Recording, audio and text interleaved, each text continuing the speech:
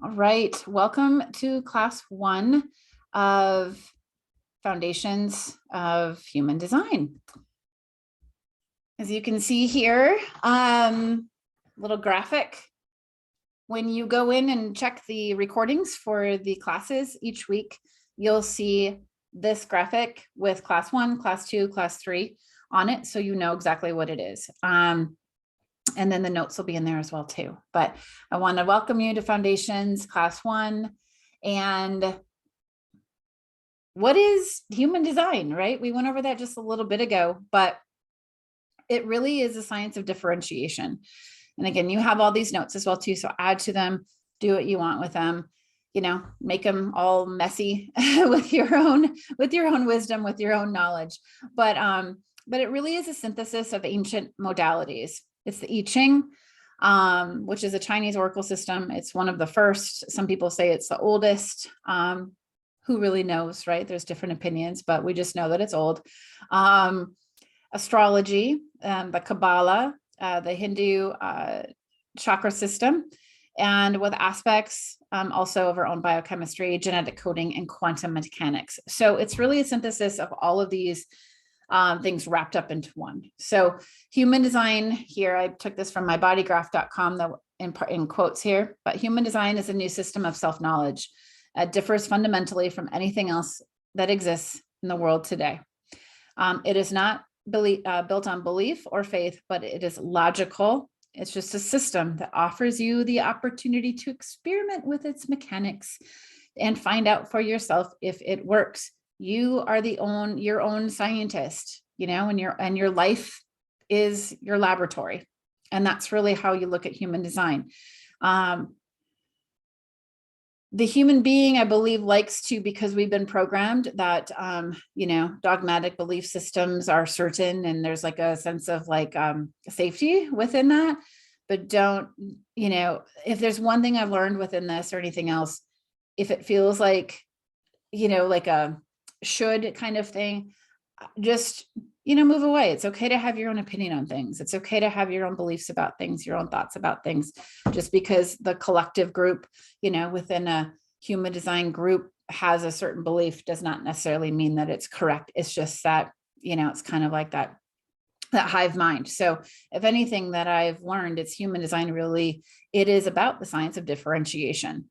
So let's not forget that when we get into this, because you're going to see a lot of stuff out there the more you get into this, and just make sure that it really does resonate, with you and goes along with your own strategy and authority as well too. So basically what human design does is it shows you a concrete map of your own nature, and it provides you with simple tools for making correct decisions and being yourself. It's really about being yourself and eliminating resistance in your life.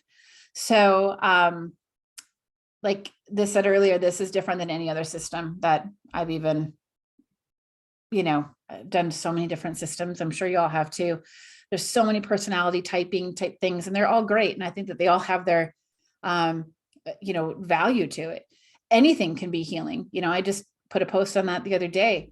It's what we do with it, right? As well too. And, but I've not seen one that is as comprehensive as human design is. So let's see here. There's just a simple body graph right here on the screen. And we're going to be going over every center here, all the 9 centers in the chart. We're going to be going over what it means when they're, when they're not colored in here, when they're white, and when they're also colored in. Because some of your centers, I'm sure, are, colored in brown or red or green or whatever. It doesn't really matter the color that they're colored in. It just means that they're undefined or they're defined. So we're going to go over what does that all mean. So we're going to cover the themes of each of the centers. We're going to cover all this stuff. I know the first time I looked at my own chart, when I had my first reading, I was sent my chart and I thought, what in the world is this? So this is, I've heard it said before, and I didn't really know how it resonated with me, but I really believe this though now. It's such an Aquarian type of system. This is really like something that's kind of out of this world, so to speak. And, that's the Aquarius theme, is something that is like so foreign and so different and so unique, that not everybody is truly going to be open and receptive to this. So just remembering that as you get excited and you're learning about this, you want to share it with everybody. It's not on everybody's fractal line to learn about this. It's just not. It's just, if they're open to receive, great. But if they're not, that's great too. So just remember that. But we're going to be going over this whole chart so that it won't be so foreign. If it is foreign to you now, you won't feel like, oh my gosh, what am I looking at? So who brought human design? Just going to quickly go through this. I know some of you might know this, but Ra Uru Hu, formerly known as Alan Robert Krakauer, had an encounter on Ibiza with the voice, is what he called it. And this was like a number of years ago, like 35 years ago, 1987, for a full solid 8 days and 8 nights. Apparently, like, it was so traumatic for him. He didn't sleep, nothing. Like, it was this voice penetrating literally like his whole being. But it revealed scientific information regarding the origins and workings of the universe and gave him the formula for human design and the system of it. Now, I remember when I first heard this, my immediate mind was like, whatever, like, no, that's not true. I wanted to be receiving of it, but there was definitely a sense of skepticism within it for me. And I think it's okay. So if you're feeling that way too, like, what the heck? Like, how does that happen? It's totally normal, totally okay, to feel that way. Again, that's why this is not a religion. This is not anything that you have to believe. This is something that you experiment with. And, again, if all you can tune into, at least for a while, is how to make decisions for yourself using your strategy and authority, which we'll go into, awesome. If you don't want to get into the gates and all the archetypes and all of those things, that's totally fine too. So again, you can do with this what you want to do with this. You can take it as far as you want with this. But so according to the voice, 1781 was a major change in our evolution. So we basically moved from we've been moving from 7-centered beings to 9-centered beings. So how beings were before now, we're kind of operate out of our mind, as you can see, we make decisions from our mind, right? We make a list, a pro and con list, and we we rationalize things, all that stuff. But before that, it was very much a splenic, instinctual direction, where it was like quick to move. Oh, I gotta go, I gotta move. So that was like the evolution in 1781. That's when Uranus was also found as well too. So I have all this stuff in here. If you get this, great. If you don't, it's not a big deal. I just like to go over this a little bit with the energy of what was happening around that time, because there's a lot of similarities to what's actually happening right now, even too, in our world. So, and we're having another major shift in 2027.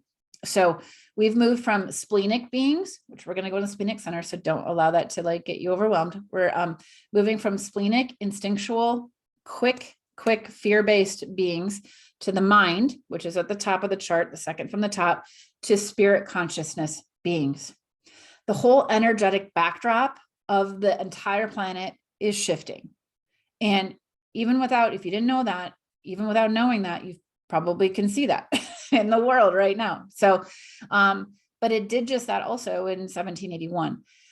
So if you think about it, in 1781, this is during the Industrial Revolution, right? And this is shortly after, I believe, the USA 1776, right? The independence and all that stuff, or Declaration of Independence and all that kind of stuff too. So, but when agricultural societies became more industrialized and urban, so the Transcontinental Railroad was happening around this time, the cotton gin, electricity, and other inventions permanently, and here's the thing, permanently changed society. Uranus was discovered. So Uranus is the planet of shock and awe. And it's no surprise that electricity was actually discovered, because that's Uranus. Uranus is electric. Uranus governs even electricity. So Uranus takes things and flips it on its side. Uranus is awe. Uranus is uniqueness. Uranus is, here's the analogy I always use for Uranus, is the crazy, like aunt or uncle that comes to holiday dinner. Nobody admits that they want to sit by them and talk to them. But secretly they do, because they want to hear everything that they're saying, because it's fascinating, even if they think he's crazy, but it's fascinating at the same time. So that's how I portray Uranus. I love Uranian energy. Uranian energy is anything except the status quo. Uranus and that energy will shake the status quo, will shake you into, like, you know, back on your soul's journey. It's interesting because in society, what we call a midlife crisis is our Uranus opposition. That lasts for anywhere from like 3 to 5 years, depends on where it's at in your chart, because it moves differently through the different houses and planet and signs. But that is right around that late 30s to early 40s mark, where most people are like, wait a minute, what's going on in my life? You know, most people get divorced or change of relationship at that time. They move, they change jobs, and they might have like a health crisis. A lot of those things are happening around that time. And that is the Uranus opposition. So Uranus is like coming back in your chart at the same spot as when you were born, to shake things up, to say, okay, hey, wait a second here. Are you on your soul's path or not? The more dramatic it will be, so the further away from your soul's path that you are, the more dramatic it's going to feel like, because that's Uranus. And Uranus can feel very destructive. So depending on where we're at. So this is the energy we're dealing with right now. But Mozart was on the scene also. Articles of Confederation were formed, the Revolutionary War, you know, rumors of war, all that stuff even happening right now too, right? The War of Independence. So, you know, I just put here, you know, are you able to see any similarities between then and now? You know, in 2027, we're also like, the whole backdrop, energetic backdrop is shifting with an even human design. The incarnation cross that you were born under, we have a collective one as well too. It's a cross of planning, and that is changing to the cross of the sleeping phoenix. So that is happening. We just are in our Pluto return here in the United States. Tomorrow, I believe, is the exact, that's so funny. Tomorrow is, I just looked at the date, is the exact moment of our Pluto return. And we're not going to go into that right now. You can look that up if you'd like, if you're not familiar with it. And also 2027, the time that the energetic backdrop is shifting, the United States is actually going to be in the middle of our Uranus opposition, just like we have in individual lives as well too. So how are we being shaken, right? We're being shaken to the core. So this is, though, a time to enter a new level of freedom. So fear, all the fear is coming up to be released, not to go back into the past, but to be released, because it's freedom from the known. And that is Uranus. Uranus is like, I don't care. I'm heading into the unknown. If you think about it, Uranus in the sky is the planet we cannot see with our naked eye. We can see Saturn. Saturn is the karma. We have to go through our wounding, which is Chiron. And Uranus is the first like actual planet that we cannot see with our naked eye. And in Greek, though, it means heaven. So we have to go by faith. We have to go by the unseen realm. And we're all stepping into that right now, which is so important, which is why it's so important to understand your own human design, to understand how to make decisions for yourself. There's no time like the present right now to understand this for yourself and to help other people do the same thing. So because this is really like, this is about spirit consciousness. It's a different level of awareness. We are going through a mutation of our solar plexus, which is one of our centers. If you're emotionally defined, that is your solar plexus. So if you've been following me for any length of time, I've said this now for over a year now, everything that's coming up emotionally for you is a chance to become emotionally, I don't want to say mature, but it's about emotionally aware. So we have awareness centers in our chart, and this is one of them. If you think about emotions, and we're going to go into this more when we cover that at this actual center, but if you think about emotions, we act from our emotions, and oftentimes we don't think about it, right? And we don't pause and reflect.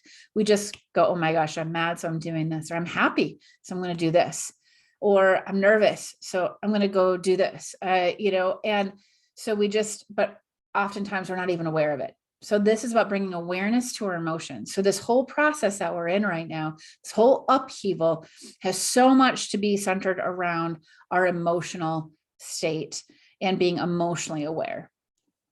So, so I have this is totally, some of you might be like, I don't know what you're talking about. It's totally fine. But this is how my brain works. This is why I put this in there. This is what I was going into earlier, just on my own.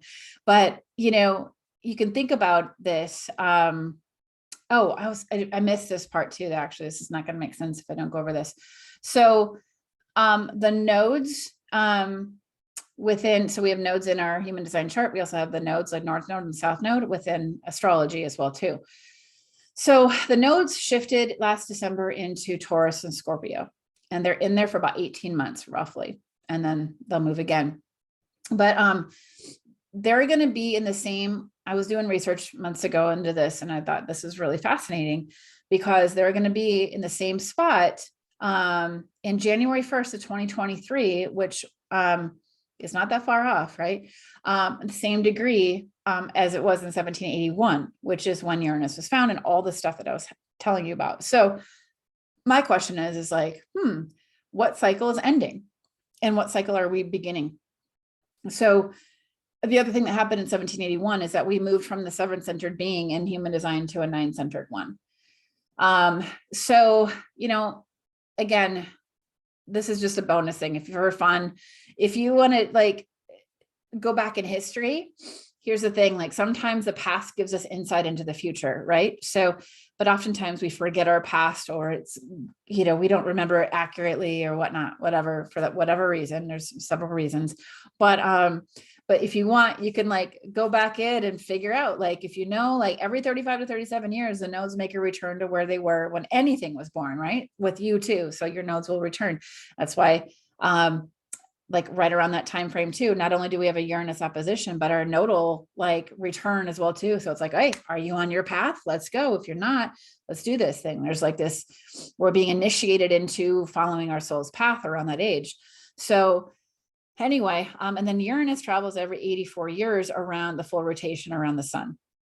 So Uranus in 1781, the nodes the same in 1781. We're having all this energy, like similar to what was happening in 1781 when Ra was given, the voice was telling him all this stuff of Uranian energy and all these, the Uranus was found, and we moved from a 7-centered being into a 9-centered being. We're having another shift coming up in 2027. So you can do a little bit of math. If you have an astrology program, you can go, there's some free ones online as well too. If your brain wants to work this way, you can figure out, like, are there similarities to what's happening right now with Uranus in Taurus, North Node, right? Or Taurus, and what's happening in previous years, going back to 1781, you can like track that. So if you want, it's just a fun little thing. You don't have to. If you find something though, share it. If you don't, if you're like, I don't know what you're talking about, it's totally fine too. So not a big deal. It's just something fun. But so the first thing that we need to think about too within human design, or one of the first things, is the neutrino field. So if you've never heard of the neutrino field, it's totally fine. Trying to keep things as simple as I can with the neutrino field. Neutrinos are basically, it's like mass. It's like space particles, star particles, sun, 70% comes from the sun. So 3 trillion neutrinos. So it's energy that is being emitted from the sun, from stars, from the planets. Okay. So 3 trillion neutrinos. Think about that. 3 trillion neutrinos pass through every square inch of our planet and us every second. So just that sentence that I said, and this right now, oh my God, how many trillion of neutrinos just pass through you, right? Neutrinos carry information. So it's an information field. If we want to say it's an energetic field, right? Yes, it's information. Information is being carried and it's hitting us because neutrinos are mass. And that was proven. That it was somebody that won a Nobel Peace Prize. You can look into that. After this happened in 87, about 10 years later, there was someone that won actually a Nobel Peace Prize for proving actually that neutrinos did in fact carry mass and that were pure energy and that they left an imprint. So they leave an imprint on our planet and on us. So that was the interesting thing. When Ra came out and said this in the late 80s, everybody was like, that's crazy. Like that's not even true. 10 years later, it was actually proven what he communicated, of the voice had communicated to him. So that's really interesting. So the transits, if you think about the transits, the planets that keep moving through, as we're even talking right now, as we're doing this right now, there are, it's information that is coming in all the time. That is why it's so important that also too, that we know who we are, we know our design, because we're being influenced by the information coming in. Have you ever wondered why some days you're like, oh my God, like I just did not feel myself, right? And there could be other external reasons for that too. But what part of these neutrinos, right, of the transiting planets, transiting sun, that is influencing us, influencing our field? So when we know who we are and we're settled into that and we're grounded into that as much as we can, right? And again, this isn't going to happen overnight. It could, I'm not saying it can't, but it's a process, being patient with ourselves as well too. We realize though, like, oh gosh, like these neutrinos I'm being influenced and being carried away by the neutrino field if I don't know who I am. And then I think it's me, but it's not really me. It's just a transit. It's happening. And then like in 2 days, I feel fine. Oh, weird. Or when Mars is in Aries, right? It's like all of a sudden we're like fired up. We see more accidents. We see more fires. We see more things that, that happen. It's like, oh, because our planet is being influenced by the neutrinos. We are being influenced by the information that is being brought in, to our field. So let's see. So what I just put here is like, nothing is happening to us, but it's through us, because the information that we are being given every second of every day. That's why it's so important to bring in as much awareness and as much consciousness as we can, right? Because it's just, yeah. So this picture I put in the notes. I put it on my Facebook page. Some of you may have seen it. I was driving down. I live in, well, this is in Aiken in South Carolina. And I was going to a farmer's market and I was driving down the street. All of a sudden I was like, I passed by this sign and I thought, did that just say neutrino? So of course I turn around and I'm like, I got to figure this out. So I turn around and I pull in the parking lot and I went up and I'm like, oh my gosh, it was sitting outside of the Chamber of Commerce building in Aiken, South Carolina. I thought, what a synchronicity. Like, this is so crazy. So anyway, I wanted to put that in there because I just thought that was really wild. The detection of the neutrino. So this was the detection of the neutrino, not the proving that it carried mass. That was in 1997, but this was just the detection of the neutrino. I just thought it was interesting that it was sitting outside of the Chamber of Commerce building. So anyway, I had to take a picture of it and I had to put it in here for you all. So, so I want to cover here, when you look at your chart, you have a personality side and it's on the right. When you're looking at your chart, it's on the right-hand side. You see all the numbers. Or if you're looking at your chart in color, it's the black lines on your chart, which correspond to the right-hand side column numbers. On your left side, it's the design crystal, or the design side, which is the red. If you have, some of the programs are red and some are red and black. But anyway, so those numbers correspond to the design or the unconscious side. So it's the passenger and the driver. So, this sometimes can take a little while to like really like comprehend, like, what the heck is this? So to put in simplicity form, like the magnetic monopole is what binds and holds the two together. It is what some people maybe would refer to as God or as source or as the ism, whatever, that like holds this time space realm together. And the magnetic monopole sits in our G center. So it's the diamond center in your chart. So if you look at your chart, it's that diamond right in the middle, and it sits right there. And it is a magnet. All you need to think about right now, it's a force that binds existence together, and it acts as a magnet. It brings everything into your life that you are supposed to be experiencing in this lifetime based on karma. So it is, our mind tries to say, no, I control my existence. I make this decision. I make this. One of the biggest things with human design is that there's no choice. Now, I don't fully believe that the way that Ra used no choice is the way that we probably like think of the definition of choice. But I'll leave that up for you to do your own, like, you know, inner work around that. The whole point though is that it is allowing and trusting that we are going to be brought into the environments, into the situations that we're meant to be in, if we choose to follow our strategy and authority, right? So the magnetic monopole holds us into, though, the illusion of the material world, though, as well. It holds the unconscious and the conscious together, but it keeps us in the illusion of separation.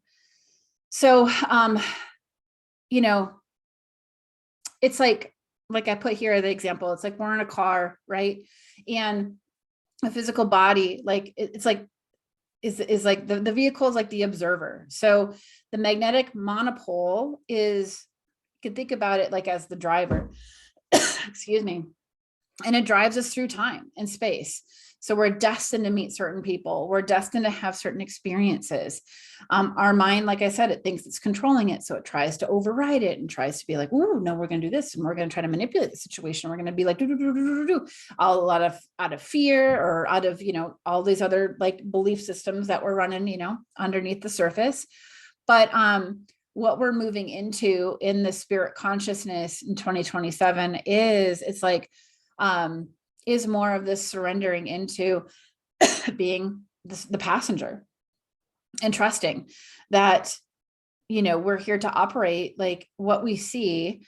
And as long as we're walking in our correct geometry, right? So I say this, and I say this often, like if you are in a reading with me, I talk about that. This is about, like, if you think about geometry, if you're a triangle, if you're a square, if you're a whatever shape you want to, you know, that you are, that you want to be, or that you can imagine, if you're going through life and if you're bumping into other things, you're going to, that aren't like incorporating your design, or that aren't suited for your design, or that aren't ready for your design, right? If you're trying to like make decisions from fear, or make decisions from the mind, trying to control everything, you're going to meet a lot of resistance in your life. A lot of resistance. So this is about moving through life with the correct geometry. If you even look at the chart, the human design chart, it's lines and angles and everything else. It's geometry.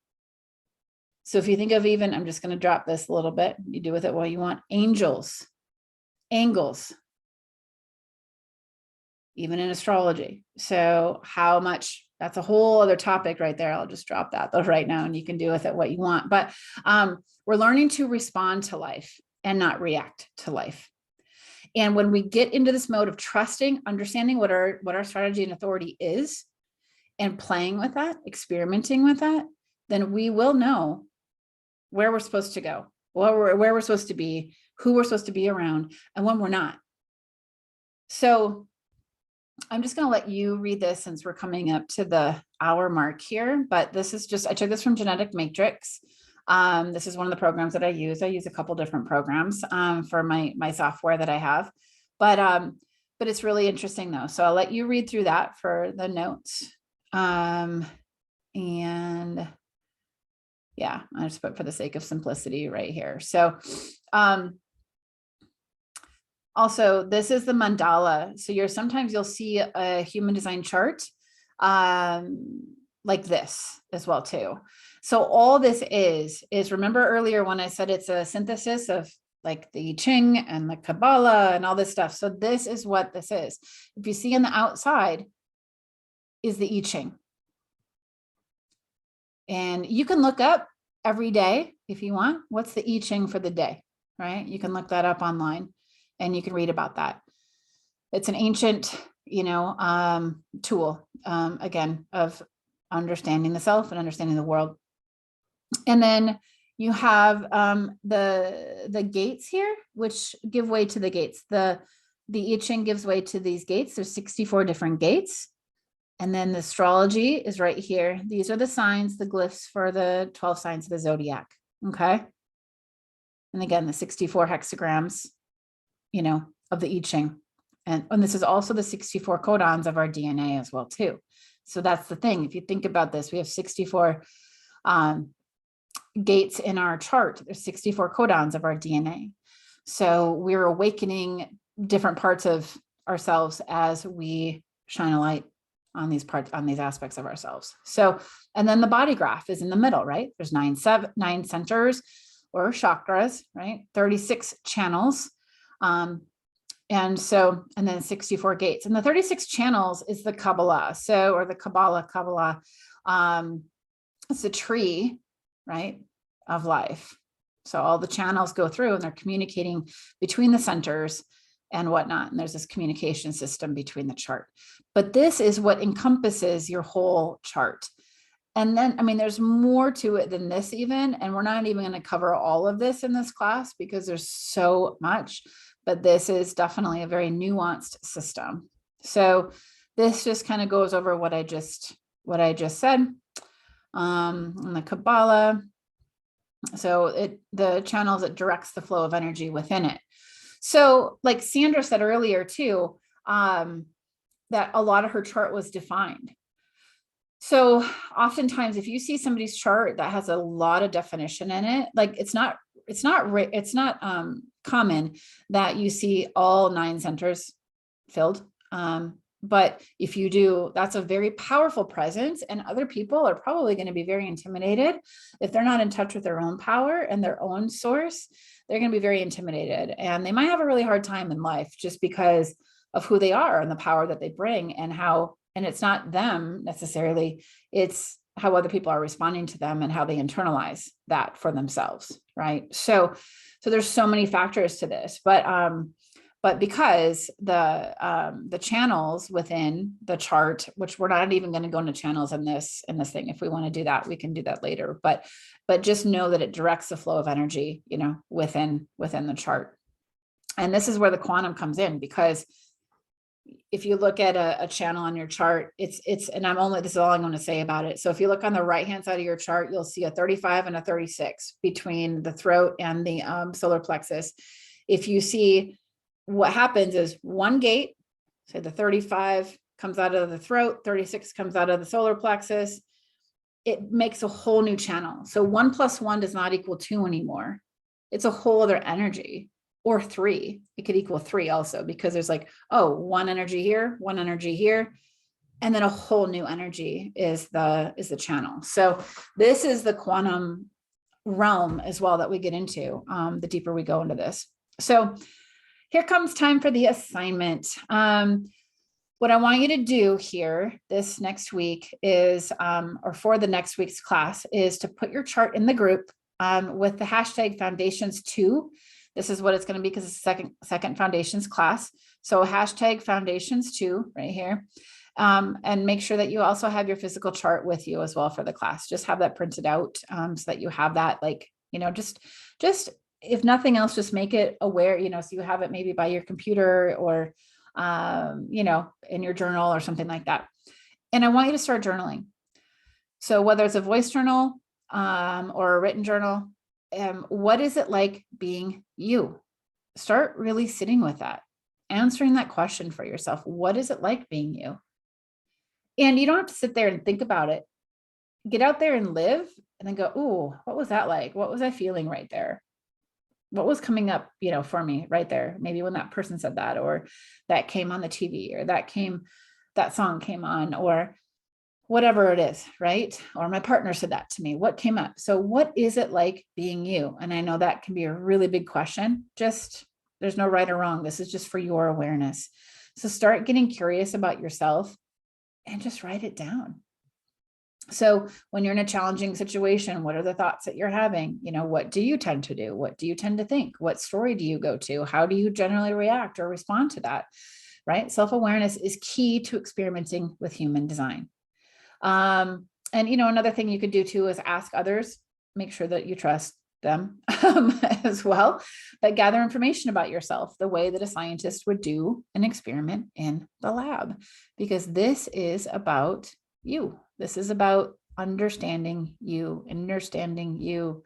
You know, so, and I say understanding because it's standing under the knowledge of you, right? When you can stand under the knowledge of you, then it's like there's a whole new way that you can show up for you as well too. So any questions before we sign off for the evening? Was that a lot? Was that not enough?